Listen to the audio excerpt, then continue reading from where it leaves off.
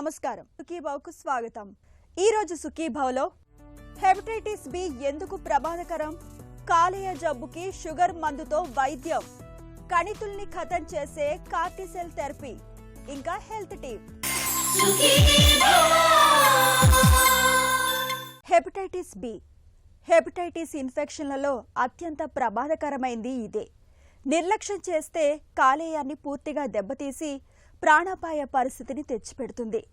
మనలో చాలా మందిలో హెపటైటిస్ బి ఇన్ఫెక్షన్ పూర్తిగా ముదిరిపోయే వరకు బయటపడడం లేదు. దీంతో ఈ ఇన్ఫెక్షన్ను గుర్తించేసరికే కాలేయం చాలా వరకు దెబ్బతినిపోతుంది. అయితే తొలి దశలోనే గుర్తించి చికిత్స మొదలు పెడితే హెపటైటిస్ బి ఇన్ఫెక్షన్ నుంచి తేలికగా బయటపడొచ్చు. ప్రమాదకరమైన హెపటైటిస్ బి ఇన్ఫెక్షన్ సోకడానికి కారణాలు, వాటికి చికిత్సా మార్గాల గురించి ఇప్పుడు తెలుసుకుందాం. కాలేయం మన శరీరంలోని అతిపెద్ద రసాయనిక కర్మాగారం. దాదాపు 500కు పైగా విధుల్ని నిర్వహించే ప్రాణాధారమైన కాలేయానికి ఇవాళ హెపటైటిస్ ఇన్ఫెక్షన్లు మృత్యుపాశాలుగా మారుతున్నాయి. కాలేయంలో చిచ్చుపెట్టే హెపటైటిస్ వైరస్లు ఏ నుంచి ఈ దాకా చాలానే ఉన్నాయి. అయితే వీటన్నిటిలోకి అత్యంత ప్రమాదకరమైంది, సైలెంట్ కిల్లర్గా ప్రాణాలకు ముప్పు తెచ్చేది మాత్రం హెపటైటిస్ బి అని చెబుతారు డాక్టర్లు. కలుషితమైన అన్నపానీయాలు, రక్త మార్పిడి, విశృంఖలమైన లైంగిక జీవనం మూలంగా ప్రమాదకరమైన హెపటైటిస్ బి వైరస్ అతి తేలికగా మనలోకి చేరిపోయి లక్షల సంఖ్యలో వృద్ధి చెందుతూ కాలేయాన్ని దెబ్బతీయటం మొదలు పెడుతుంది. సో హెపటైటిస్ బి అనేది లివర్కి సంబంధించిన ఒక వైరస్ అండి. సో ప్రధానంగా మనకి లివర్కి సంబంధించిన ఒక 5 వైరస్లో ఈ బి అనేది ఒక ప్రత్యేకమైన వైరస్. దీనివల్ల ఎక్కువ లివర్ సిరోసిస్, లివర్ క్యాన్సర్స్ వచ్చే అవకాశం ఉంది. సో ఇది ఎందుకు ప్రమాదకరం అంటే, మనకి ఇది సైలెంట్ డిసీజ్గా చెప్పుకుంటాము. ప్రతి 10 మందిలో 9 మందికి వాళ్ళకి ఈ ఇన్ఫెక్షన్ సోకినట్టు కూడా ఎలాంటి సిమ్టమ్స్ ఉండవు. ఈ వైరస్ మన ఇండియాలో ఆల్మోస్ట్ 40 లక్షల మందికి ఉందండి. సో అంటే చాలా సిగ్నిఫికెంట్ అమౌంట్. సో వాళ్ళ బ్లడ్ ఇంకొకరి వూండ్ మీద పడడమో, లేకపోతే వాళ్ళు వాడిన సిరంజెస్ని ఇంకొకరికి వాడడం వల్లనో, తెలియకుండా వాళ్ళ రక్తము వేరే వాళ్ళకి అవసరం పడి రక్తం ఎక్కించడము మొదలైన కారణాలు. అండ్ ఎస్పెషల్లీ మన ఇండియాలో ఈ తల్లి నుంచి పిల్లలకి ట్రాన్స్మిషన్, దీన్ని వర్టికల్ ట్రాన్స్మిషన్ అంటారు. సో ఈ వర్టికల్ ట్రాన్స్మిషన్ అనేది మన ఇండియాలో ఆల్మోస్ట్ ఒక 60% వరకు ఈ హెపటైటిస్ సోకడానికి ఒక ప్రధానమైన కారణము. ప్రాపర్గా స్టెరిలైజేషన్ లేకుండా ఆపరేషన్స్ చేయించుకోవడము, అంటే రిజిస్టర్డ్ బ్లడ్ బ్యాంక్స్లో కాకుండా రక్తం ఎక్కడ పడితే అక్కడ ఎక్కించుకోవడము, టాటూస్, అన్స్టెరిలైజ్డ్ నీడిల్ యూజెస్, లేకపోతే అన్ప్రొటెక్టెడ్ సెక్స్, అంటే ఆల్రెడీ వ్యాధి ఉన్న వాళ్ళతో సెక్స్ చేయడము. సో ఇలాంటి వివిధ రకాలైన మోడ్స్ ఆఫ్ ట్రాన్స్మిషన్గా చెప్పుకుంటాము. హెపటైటిస్ బి అత్యంత ప్రమాదకర వ్యాధి. రక్త మార్పిడి సమయాల్లోనూ, ఒకరికి వాడిన సిరంజిని మరొకరికి వాడినప్పుడు, గర్భిణీ నుంచి బిడ్డకు లైంగిక సంపర్కం ద్వారా హెపటైటిస్ బి వైరస్ ఒకరి నుంచి మరొకరికి వ్యాప్తి చెందుతుంటుంది. ఈ వ్యాధిని నిర్లక్ష్యం చేస్తే అది మొదట హెపటైటిస్గా, ఆపై లివర్ క్యాన్సర్గా, సిరోసిస్గా మారి ప్రాణాంతకంగా పరిణమిస్తుంది. హెపటైటిస్ బిలాగే హెపటైటిస్ సి కూడా ప్రమాదకరమైందే. హెపటైటిస్ బి కనీసం టీకా వేయించుకోవడం ద్వారా నివారించుకోవచ్చు. కానీ హెపటైటిస్ సికి ఎలాంటి నివారణ లేదు. హెపటైటిస్ సి కూడా హెపటైటిస్ బికి లాగే కలుషిత సూదులు, రక్త మార్పిడి ద్వారా ఒకరి నుంచి మరొకరికి సోకుతూ ఉంటుంది. డయాగ్నోసిస్ వచ్చేసరికి అండి, మనం ఇప్పుడు హెపటైటిస్ బి ఉందా లేదా అని తెలుసుకోవడానికి మనం HBsAg అనే ఒక టెస్ట్ ప్రధానంగా ప్రిలిమినరీగా చేస్తాము. సో ఇది కనుక పాజిటివ్ వస్తే మనం బాడీలో మనకి వైరస్ ఏ లెవెల్లో ఉందో తెలుసుకోవడానికి DNA క్వాంటిటేటివ్ టెస్ట్ అనేది చేస్తాము. అలాగే మనకి బాడీలో యాక్టివ్గా ఉందా లేదా అనేది ఈ antigen test, liver function test, అల్ట్రాసౌండ్లో లివర్ ఆల్రెడీ దెబ్బతిందా లేకపోతే నార్మల్గా ఉందా, ఇలాంటి బేసిక్ టెస్ట్లు అనేది చేయాల్సి ఉంటుంది. ఎవరిలో అయితే మనకి వైరస్ అనేది పెరిగిపోవడము, లివరు దెబ్బతిన్నట్టు ఇమేజింగ్లో కానీ లేకపోతే స్కాన్స్లో కనుక కనపడుతున్న లివర్ టెస్ట్లు మార్పు కనుక అబ్జర్వ్ చేస్తే అది యాక్టివ్గా ఉన్నట్టు గమనిస్తాము. అలాంటి వాళ్ళకి మనం ట్రీట్మెంట్ అనేది సజెస్ట్ చేస్తూ ఉంటాం. సో ఈ ట్రీట్మెంట్లో కూడా యాంటీవైరల్స్ మనకి చాలా అవైలబుల్ ఉన్నాయండి. సో రీసెంట్గా చాలా టినోఫవిర్ ఆల్ఫనమైడ్ అనేది లేటెస్ట్గా మనకి మార్కెట్లో వచ్చింది.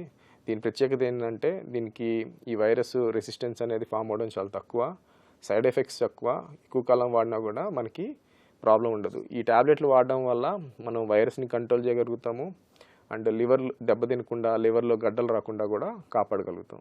ఇంకొక రెండో రకమైన ట్రీట్మెంట్ వచ్చేసరికి ఇంటర్ఫెరాన్ ట్రీట్మెంట్ అంటారు.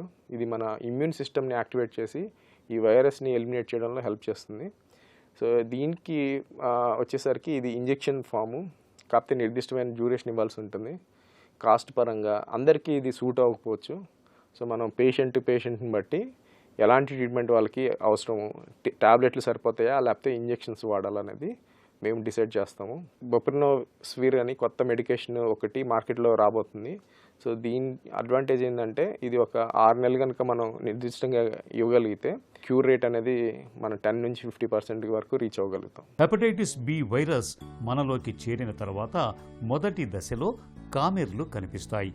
కామెర్లతో పాటు వాంతులవ్వటం, వికారంగా ఉండటం, అన్నం సహించకపోవటం, తరచూ కొద్దిపాటి జ్వరం వంటి లక్షణాలు కనిపిస్తూ ఉంటాయి. ఇలాంటప్పుడు చాలినంత విశ్రాంతి తీసుకుంటూ కాలేయం నుంచి వెలువడే బైలురూబిన్ స్థాయిలు నిర్ధారిత స్థాయికి వచ్చే వరకు క్రమం తప్పకుండా మందులు వాడుకోవటం ద్వారా హెపటైటిస్ బి ఇన్ఫెక్షన్ నుంచి చాలా వరకు బయటపడచ్చు. అసలు ఈ సమస్యే రాకుండా ఉండేందుకు ఇవాళ మనకు టీకాలు కూడా అందుబాటులో ఉన్నాయి. హెపటైటిస్ బి వ్యాక్సిన్ అనేది వన్ ఆఫ్ ద సేఫెస్ట్ వ్యాక్సిన్గా చెప్పుకుంటామండి. జనరల్గా ఈ వ్యాక్సిన్ ఒకసారి ఇస్తే మనకి 20 to 30 years ప్రొటెక్షన్గా పనిచేస్తుంది. So hepatitis B preventive measures వచ్చేసరికి ఖచ్చితంగా ప్రెగ్నెన్సీ ఉన్న వాళ్ళందరిలో ఈ హెపటైటిస్ బి హెచ్బిఎస్ఏజీ యాంటీజెన్ టెస్ట్ అనేది చేస్తున్నారు. సో ఎవరిలో అయితే పాజిటివ్ ఉంటుందో వాళ్ళు ఖచ్చితంగా పిల్లల్లో ఈ వ్యాక్సినేషన్ అనేది పుట్టిన 24 గంటల్లో ఇచ్చేయడము, అలాగే ఇమ్యునోగ్లోబిన్ అనేది ఇవ్వడం ద్వారా mother to child transmission risk almost 0 చేయగలుగుతున్నాం. సేఫ్ సెక్స్ ప్రాక్టీసెస్ అంటే హై రిస్క్ బిహేవియర్స్, ఇన్ఫెక్షన్ ఉన్న వాళ్ళు మల్టిపుల్ సెక్స్ పార్ట్నర్స్ కాకుండా కొంత జాగ్రత్తలు పాటించడము, అండ్ ఈ ఇన్ఫెక్టెడ్ పేషెంట్స్ వాళ్ళ వాడిన ఈ రేజర్స్ కానీ, బ్లేడ్లు కానీ, లేకపోతే షార్ప్ ఆబ్జెక్ట్స్ కానీ అవాయిడ్ చేయడము, and sterilised needles and unsterilised procedures కానీ, అన్స్టెరిలైజ్డ్ ఏరియాస్లో సర్జరీస్ చేయించుకోవడము, ఇలాంటివి అవాయిడ్ చేయడము, రిజిస్టర్డ్ బ్లడ్ బ్యాంక్స్లోనే బ్లడ్ తీసుకోవడం, ఇలాంటి చిన్న చిన్న జాగ్రత్తల ద్వారా మనం ఈ హెపటైటిస్ బి అనేది మనకి రాకుండా జాగ్రత్తలు తీసుకోవచ్చు. Prevention is better than cure. ఈ నానుడి కాలేయం ఆరోగ్యం విషయంలో 100కి 100 పాళ్ళు వర్తిస్తుంది. నిర్లక్ష్యం చేస్తే ప్రమాదకరంగా పరిణమించే హెపటైటిస్ ఇన్ఫెక్షన్లను నివారించుకోవటానికి జీవనశైలి, అలవాట్ల విషయంలో ముందు నుంచి తగిన జాగ్రత్తలు తీసుకోవాలి. మద్యాన్ని మితంగా తీసుకోవటం లేదంటే పూర్తిగా మానుకోవటం చాలా ఉత్తమం. కాలేయం ఆరోగ్యానికి భద్రతనిచ్చే హెపటైటిస్ బి టీకాను తప్పనిసరిగా తీసుకోవాలి. మందుల చీటీ లేకుండా సొంతంగా మందుల్ని కొనుగోలు చేసి వాడకూడదు. ముఖ్యంగా హెర్బల్ మందుల వాడకంలో డాక్టర్ సలహాను తప్పనిసరిగా తీసుకోవాలి. రక్త మార్పిడి సమయంలో సురక్షితమైన జాగ్రత్తల్ని పాటించాలి. ఇలా ఇన్ని రకాలుగా తగిన జాగ్రత్తలు తీసుకోవటం ద్వారా మన కాలేయాన్ని భద్రంగా ఉంచుకోవచ్చు. హెల్త్ న్యూస్ మీకోసం. రక్తంలో గ్లూకోజ్ను నియంత్రించే ఒక మందు బిళ్ళ ప్రమాదకరమైన కాలేయ జబ్బును సైతం అదుపులో ఉంచడానికి తోడ్పడుతున్నట్లు అమెరికాకు చెందిన ఒక తాజా అధ్యయనం పేర్కొంటుంది. ఎలాంటి చెడు అలవాట్లు లేకపోయినా కాలేయం పాడైందని వాపోతుంటారు మనలో చాలా మంది. పొగ, మద్యం వంటి వ్యసనాల వల్లే కాలేయ జబ్బులు వస్తాయన్న నమ్మకాలే ఇందుకు కారణం. నిజానికి ఏ వ్యసనాలు లేకుండానే కాలేయానికి తీవ్రమైన సమస్యను తెచ్చిపెట్టే జబ్బు ఒకటుంది. దాని పేరే మ్యాష్. మెటబాలిక్ డిస్ఫంక్షన్ అసోసియేటెడ్ స్టియాటోహెపటైటిస్ అనే పేరుకి సంక్షిప్త రూపం ఇది. కాలేయంలో కొవ్వు అధికంగా చేరడం వల్ల ఏర్పడే ఈ సమస్యను పట్టించుకోకపోతే అది ప్రాణాంతకంగా మారుతుంది. ఆహార నియమాలు, వ్యాయామాలతో జీవనశైలిని మార్చుకోవడం తప్ప ఇప్పటిదాకా దీనికి మందు లేదు. ఈ సమస్యకే కొత్త పరిష్కారాన్ని గుర్తించారు వర్జీనియాలోని కామన్వెల్త్ యూనివర్సిటీకి చెందిన పరిశోధకులు. లావు తగ్గడానికి, మధుమేహ నియంత్రణకు వాడుతూ వస్తున్న సెమాగ్లూటైడ్ అనే మందు బిళ్ళ మ్యాష్ జబ్బుని అడ్డుకుంటున్నట్లు పరిశోధకులు గుర్తించారు. ఈ పరిశోధన కోసం 37 దేశాలకు చెందిన సుమారు 1200 మంది బాధితుల్ని ఎంచుకున్నారు. వాళ్లలో సగం మందికి సెమాగ్లూటైడ్ ఇచ్చారు. 4 ఏళ్ల పాటు పరిశీలించాక సెమాగ్లూటైడ్ వాడిన 62% మంది రోగుల్లో వ్యాధి గణనీయంగా తగ్గిందని పరిశోధకులు గమనించారు. కాలేయాన్ని నిర్వీర్యం చేసే మ్యాష్ నివారణలో ఇదో పెద్ద ముందడుగని పరిశోధకులు పేర్కొంటున్నారు. రక్తంలో చెడు కొలెస్ట్రాల్ శాతం ఎక్కువగా ఉన్నప్పుడు దాన్ని తగ్గించుకునేందుకు మనలో చాలా మంది స్టాటిన్ మందులు మొదలుకొని ఆహార వ్యాయామాల వరకు చాలా ప్రయత్నాలే చేస్తుంటారు. అయినా ఫలితం ఉండటం లేదని నిట్టూరుస్తుంటారు. నిజానికి చెడు కొలెస్ట్రాల్ని తగ్గించుకోవడానికి రోజువారీ ఆహారంలో కొన్ని ప్రత్యేక జాగ్రత్తలు తీసుకోవాలి. కొన్ని రకాల ఆహారాలను ఎక్కువగా, మరికొన్నింటిని తక్కువగా, కొన్నింటికి దూరంగా ఉండాలని చెబుతారు పోషకాహార నిపుణులు. రక్తంలో చెడు కొలెస్ట్రాల్ ఎక్కువగా ఉన్నప్పుడు అవయవాల్లో వాపు సమస్యగా ఉంటుంది. దీన్ని తగ్గించుకోవడానికి యాంటీ ఆక్సిడెంట్లు అధికంగా ఉండే ఆకుకూరల్ని ఎక్కువగా తీసుకోవాలి. ఇక రోజువారీ ఆహారంలో అవిసెలు, పొద్దుతిరుగుడు, నువ్వుల్లాంటి నూనె గింజల్ని రోజులో 30 గ్రాముల వరకు తీసుకోవచ్చు. పీచు పదార్థాలు అధిక మోతాదులో తీసుకోవాలి. పాలిష్ చేసిన సూజీ రవ్వ, మైదాపిండి లాంటివి కాకుండా దంపుడు బియ్యం, రాగి, సజ్జ, జొన్నల్ని రవ్వగా తీసుకోవాలి. పొట్టు తీయని శనగలు, అలసందలు, బొబ్బర్లు, ఎర్రబొబ్బర్లు ఉడకబెట్టుకొని లేదంటే మొలకల రూపంలో తినాలి. రంగురంగుల కాయగూరల్ని కూరలుగానే కాకుండా సలాడ్లుగానూ తీసుకోవాలి. తీపి, ఉప్పు పదార్థాలు తగ్గించుకోవాలి. వాడిన నూనెనే పదే పదే వాడే ప్రమాదం ఉంది కాబట్టి బయట బోండా, వడ, పూరీ లాంటివి తినకుంటే మేలు. వీటితో శరీరంలో ట్రాన్స్ ఫ్యాట్స్ చేరుతాయి. తక్కువ క్యాలరీలు, ఎక్కువ యాంటీ ఆక్సిడెంట్లు ఉండే పండ్లు, జామ, దానిమ్మ, అల్లనేరేడు, కర్బూజా, ఆల్బుకరా లాంటివి తీసుకోవాలి. వీటిలో పీచు పదార్థాలు ఎక్కువే. ఇవన్నీ పాటిస్తూనే వ్యాయామాలు చేయాలి. శారీరక శ్రమను బట్టి దీనికో ప్రణాళిక ఉండాలి. ఎంతసేపు వ్యాయామం చేశామనే దానికన్నా ఎన్ని క్యాలరీలు ఖర్చు చేశారన్నది ముఖ్యం. రోజు 10,000 అడుగులైనా వెయ్యాలి. ఈ ఆహార వ్యాయామ నియమాల్ని 2-3 నెలలు పాటిస్తే చెడు కొలెస్ట్రాల్ తగ్గడమే కాదు, మంచి కొలెస్ట్రాల్ కూడా గణనీయంగా పెరుగుతుంది. మన శత్రువు బలహీనుడైతే సాధారణ సైన్యంతో అతన్ని సులువుగానే మట్టు పెట్టొచ్చు. అదే శత్రువు అరివీర భయంకరుడైతే తనని మట్టు పెట్టడానికి కమాండో లాంటి చురుకైన, సమర్థవంతమైన సైనికుల్ని దించాల్సి ఉంటుంది. ప్రాణాంతక బ్లడ్ క్యాన్సర్పై పోర్లో డాక్టర్లు ఇప్పుడు ఇదే సూత్రాన్ని అమల్లో పెడుతున్నారు. క్యాన్సర్ల చికిత్సలో తాజాగా అందుబాటులోకి వచ్చిన కార్టిసెల్ థెరపీ అలాంటిదే. మన రక్తంలో సైన్యంలా పోరాడే తెల్ల రక్త కణాల నుంచి కీలకమైన టీ సెల్స్ని తీసుకుని వాటికి జన్యుపరమైన మార్పులు, చేర్పులు చేసి ఆపై క్యాన్సర్ కణాలపైకి గురిపెట్టి ప్రయోగించడం అనేది ఈ థెరపీలోని మూల సూత్రం. క్యాన్సర్ కణాల భరతం పట్టే కార్టిసెల్ థెరపీ గురించిన పూర్తి వివరాల్ని డాక్టర్ని అడిగి ఇప్పుడు తెలుసుకుందాం. కార్టిసెల్ థెరపీ అంటే ఏంటి? దీని ప్రత్యేకత ఏంటి? సో మీరు క్యాన్సర్ ట్రీట్మెంట్స్లో హిస్టారికల్గా చూసాము అంటే మనకి కీమోథెరపీ గురించి తెలుసు, రేడియేషన్ గురించి తెలుసు, సర్జరీ గురించి తెలుసు. ఆ తర్వాత మనకి కొత్త మాలిక్యూల్స్, ఇమ్యూనోథెరపీ అని విన్నారు, స్మాల్ మాలిక్యూల్స్ అని, టార్గెటెడ్ థెరపీస్ అంటే క్యాన్సర్ ఎక్కడ ఉంటుందో ఆ టార్గెట్ మీద పనిచేసే మాలిక్యూల్స్ కనుక్కోవటము, ఇవన్నీ ఒక భాగం అయితే, ఇంకొకటి క్యాన్సర్లో ఒక క్యాన్సర్ ఎందుకు పెరుగుతుంది అంటే బాడీలో ఉండే టీ సెల్స్, ఒక పోలీసింగ్ టైప్ ఆఫ్ సెల్స్ అనమాట. అవి ఒక పోలీస్ సెల్స్ని, క్యాన్సర్ సెల్ని తీసేయకుండా ఉంటే క్యాన్సర్ సెల్స్ పెరుగుతాయి. ఆ టీ సెల్స్ని తీసుకొని మనము బాగా వెపనైజ్ చేసి వాటిని స్ట్రాంగ్గా చేసి ఇవ్వటము. అంటే మనము ఓన్ మెడిసిన్ని బాడీ పేషెంట్ నుంచి వాళ్ళకి మెడిసిన్ తయారు చేయటం క్యాన్సర్కి, దాన్ని కార్ టీ సెల్ థెరపీ అంటారు.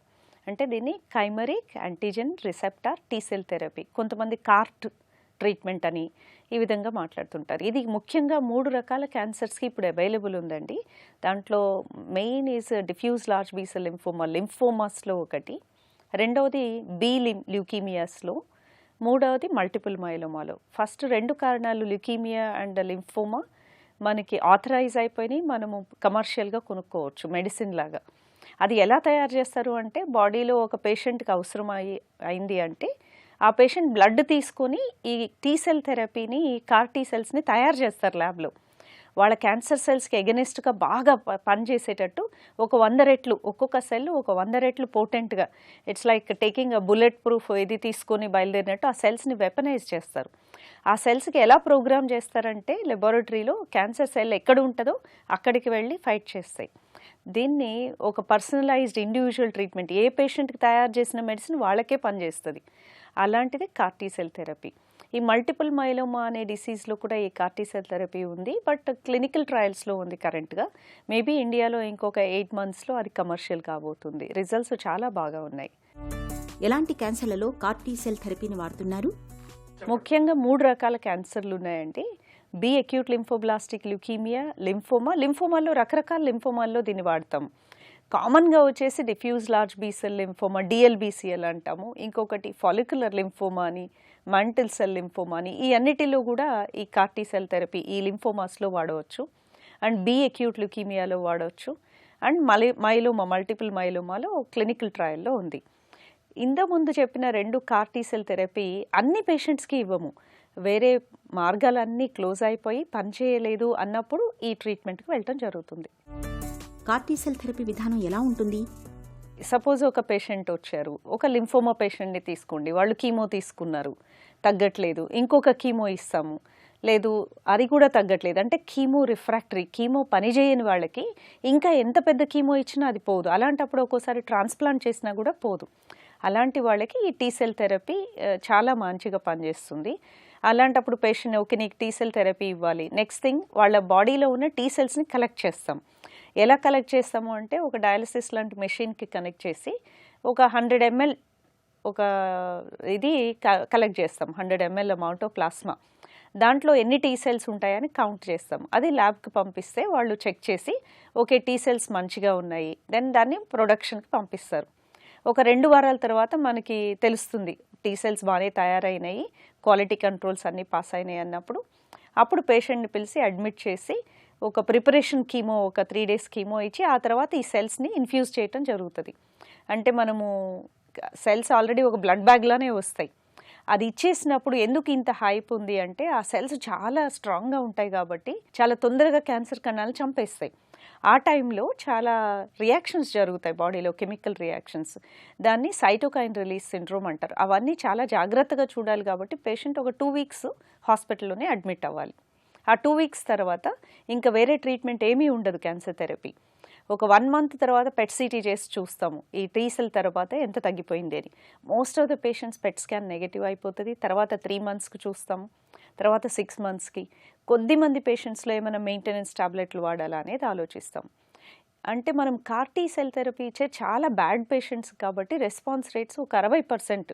మనం ఒక 10 మందికి ఇస్తే 6గురికి క్లియర్ అయిపోయి రెమిషన్లోకి వెళ్ళే ఛాన్స్ ఉంటుంది. అదే కార్టీ లేకుండా ఉంటే ఈ పేషెంట్స్ ఆల్మోస్ట్ 90%, అంటే 10లో 9 మంది చనిపోయే అవకాశం ఉంటుంది. అలాంటి బ్యాడ్ కేసెస్ కూడా కార్టీ సెల్ చాలా బాగా పనిచేస్తుంది. కార్టీ సెల్ థెరపీ సురక్షితమేనా?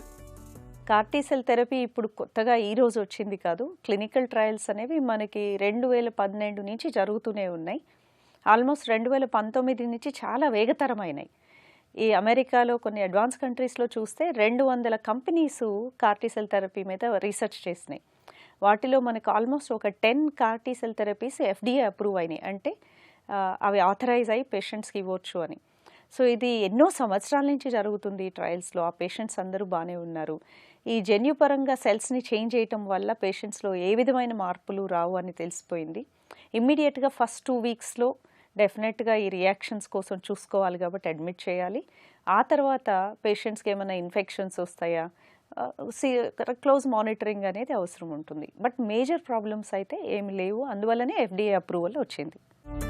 కార్టీ సెల్ థెరపీకి పరిమితులు ఏమైనా ఉన్నాయా? కార్టీ సెల్ థెరపీలో లిమిటేషన్స్ ఉన్నాయా అంటే ఉన్నాయండి. సపోజ్ కొంతమంది పేషెంట్స్ వచ్చి నాకు ఫైనాన్షియల్గా ఏం ప్రాబ్లం లేదు, నాకు కార్టీ సెల్ థెరపీ అడ్వాన్స్డ్ కదా అది ఇచ్చేసేయండి అంటారు. కానీ పేషెంట్కి ఎప్పుడైనా కార్టీ ఇచ్చే ముందు మనం ఇందాక చెప్పుకున్నట్టు సడన్గా క్యాన్సర్ కణాలు చనిపోతే రిస్క్ ఉంటుంది. ట్యూమర్ లైసిస్ అని, సైటోకైన్ కెమికల్ రిలీజ్ అని, ఇలాంటివి కాకుండా ఉండాలంటే క్యాన్సర్ని ఎంత తక్కువ చేసి ఇది ఇస్తే అంత బాగుంటుంది. సో ఓన్లీ కీమోథెరపీ పనిచేయని వాళ్ళకే ఇస్తాము, ఇది అందరికీ ఇవ్వము. ఇంకొకటి, కొంతమందికి కార్టీ సెల్స్ తయారు చేయడానికి రాకపోవచ్చు. అంటే ఎక్కువ కీమోథెరపీస్ ఒక 5-6 సార్లు కీమో తీసుకొని ఉన్న పేషెంట్స్కి ఈ టీ సెల్స్ కూడా ఎగ్జాస్ట్ అయిపోయి ఉంటాయి. ఇప్పుడు ఒక కామన్ లాంగ్వేజ్లో చెప్పాలి అంటే ఒక సోల్జర్ని మనం యుద్ధానికి పంపిస్తాము, పంపించినాక గ్యాప్ ఇస్తే వాళ్ళు మళ్ళీ రికవర్ అవుతారు. అట్లా కాకుండా బ్యాక్ టు బ్యాక్ ఏదో ఒక పనికి పంపిస్తున్నాం అనుకోండి, వాళ్ళలో టైర్డ్నెస్, ఎగ్జాషన్ వస్తుంది. అలాగే ఈ టీ సెల్స్ కూడా వాటి శక్తిని కోల్పోయి రికవరీ ఛాన్సెస్ తక్కువగా ఉంటాయి.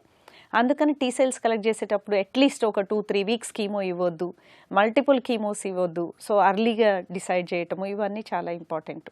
కొద్దిమంది పేషెంట్స్లో ఒక 5-10% పేషెంట్స్లో టీ సెల్స్ కలెక్ట్ చేయలేకపోవటము ఆర్ టీ సెల్స్ ల్యాబ్లో గ్రో అవ్వకపోవటము ఇవన్నీ జరగవచ్చు. Generally car T cell therapy is safe. మనం టీ సెల్స్ కలెక్ట్ చేసుకునేటప్పుడు ఏమి కీమో ఇవ్వకుండా వాష్అవుట్ పీరియడ్స్ అంటారు. ఒక 2-3 వారాలు కీమో ఇవ్వకుండా టీ సెల్స్ కలెక్ట్ చేసి అవి ల్యాబ్కి పంపించినాక ఆ గ్యాప్లో మనకి టీ సెల్స్ తయారవడానికి ఒక 2-3 వీక్స్ పడుతుంది. ఆ టైంలో మనము బ్రిడ్జింగ్ కీమోథెరపీ అనేది వేరే కీమో ఇచ్చి కొంత వేరే డోసెస్ కొంచెం డిసీజ్ని కంట్రోల్ చేస్తే కార్టీ ఇచ్చినప్పుడు మనకి మేజర్ రియాక్షన్స్ లేకుండా ఉంటాయి. కార్టిసెల్ థెరపీని బ్లడ్ క్యాన్సర్ రోగులకు నిజంగా ఒక వరమనే చెప్పుకోవాలి. కార్టిసెల్ థెరపీ ద్వారా లింఫోమా, లుకీమియా, మైలోమా వంటి ప్రాణాంతక క్యాన్సర్లకు చక్కగా చికిత్స చేయొచ్చు. ఇక ఈ రోజు కార్యక్రమాన్ని ముగించే ముందు ఒక చిన్న చిట్కా మీకోసం. తీవ్రమైన తలనొప్పితో బాధపడుతున్నప్పుడు కొద్దిగా హారతి కర్పూరానికి కొంచెం మంచి గంధాన్ని కలిపి ఆ మిశ్రమాన్ని నుదిటిపైన రాయండి. తలనొప్పి నుంచి తక్షణమే ఉపశమనం లభిస్తుంది.